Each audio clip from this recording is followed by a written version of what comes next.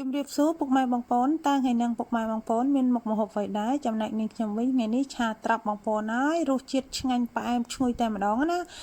ហើយត្រាប់នេះគេដាំនៅកំពង់ឆ្នាំងនឹងឯងព្រលឹមឡើងអ៊ីហ្នឹងគាត់ការៀតមកចានដែក2ចានដែកហ្នឹងយកមកលុកមកជួនាងខ្ញុំហ្នឹងហើយនេះខ្ញុំឃើញត្រាប់ថ្មីល្អនឹកឃើញថាចង់យកមកឆាញ៉ាំណាក៏ទិញគាត់1គីឡូហ្នឹងគាត់លុក1500បងប្អូនថោកអត់ត្រាប់វែងនេះថោកដែរបងប្អូនថ្ងៃមុននេះខ្ញុំទិញត្រាប់ស្រួយនោះ1គីឡូតែ1000រៀលទេបងប្អូនដោយសារគាត់ដាំខ្លួនគាត់ណាបានគាត់លក់រៀងធូរបើអ្នកទិញទទួលយកទៅលក់1គីឡូ3000អីដែរហ្នឹងណាហើយនាងខ្ញុំទិញត្រាប់ហ្នឹងហើយយកមកអាំងដាក់អាំងនៅសាហ្នឹងឯងបងប្អូនអាំងឲ្យហើយទៅពេលទៅដល់ផ្ទះនេះខ្ញុំយកវាទៅបកទៅអីទុកសម្រាប់ឆាញ៉ាំណា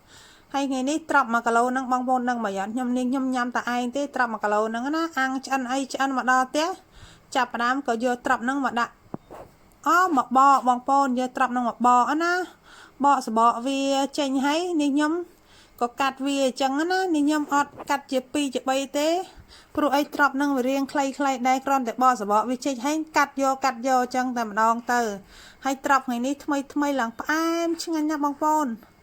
ហើយត្រាប់នេះបើអាំងក្តៅចលក់ជាមួយអំបិលអាមេរិកក៏ឆ្ងាញ់ដែរតែថ្ងៃនេះខ្ញុំចង់ឆាវាហើយត្រាប់ថ្ងៃនេះខ្ញុំយកមកឆាហ្នឹងខ្ញុំអត់បានដាក់សាច់ជ្រូកអីទេខ្ញុំឆាតែម្ដងណាហើយយកមកញ៉ាំបងប្អូនណានិយាយវាឆ្ងាញ់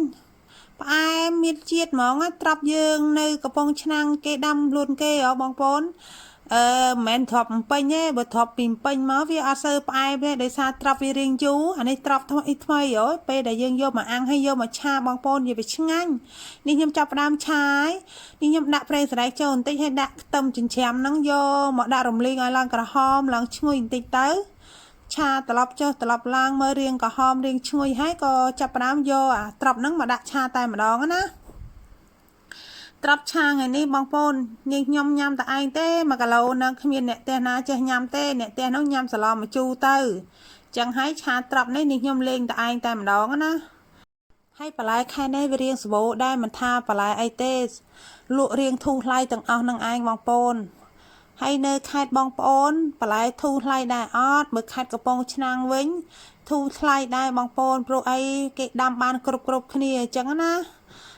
ហើយឆាត្រាប់នេះខ្ញុំចូលចិត្តឆាឲ្យវាឡើងល្មួតរៀងតុនចូលគ្នាបន្តិចណាបានឆ្ងាញ់បើឆានៅរៀងដុំក៏អត់សូវឆ្ងាញ់ដែរនេះខ្ញុំឆាតតែវាចូលរៀងដូចសាច់មួយអញ្ចឹងទៅណាឲ្យវាបែកសាច់បន្តិចទៅហើយសុំដាក់គ្រឿងក្រៅណានេះខ្ញុំដាក់ជាមួយវីចេងបន្តិចហើយនឹងស្ករត្នោតដល់នេះខ្ញុំឆាត្រាប់វែងនេះដាក់ជាមួយស្ករត្នោតបានឆ្ងាញ់ហើយក៏ដាក់ជាមួយម្សៅស៊ុបខ្នុរបន្តិចដែរបងប្អូនដាក់ម្សៅស៊ុបខ្នុរបន្តិចហើយដាក់ជាមួយទឹកត្រីបន្តិចមកហើយនិយាយរួមទៅឆាត្រាប់នេះនាងខ្ញុំអត់មានដាក់អំបិលទេនាងខ្ញុំដាក់តែគ្រឿងប្រមាណមុខហ្នឹងហើយក៏ឆាត្រឡប់ចុះត្រឡប់ឡើងឲ្យវាល្មួតស្អិតចូលគ្នាបន្តិចទៅបានឆ្ងាញ់នាងខ្ញុំចូលចិត្តញ៉ាំអញ្ចឹងណាបងប្អូនបើបងប្អូនអត់ចូលចិត្តឆាឲ្យរៀងល្មួតទេបងប្អូនឆាតាមចំណង់ចំណូលចិត្តបងប្អូនតែបើនាងខ្ញុំវិញឆាតតែត្រាប់ហ្នឹងចូលគ្នាឡើងល្មួតស្អិតអញ្ចឹងណាបានឆ្ងាញ់ឥឡូវនេះឆាត្រាប់របស់នាងខ្ញុំបានឆ្អិនហើយបងប្អូនមើលតំណងគួរចង់ញ៉ាំអត់ហើយវីដេអូរបស់នាងខ្ញុំក៏បានមកដល់ទីបញ្ចប់នាងខ្ញុំក៏សូមអរគុណសូមជម្រាបលាបាយ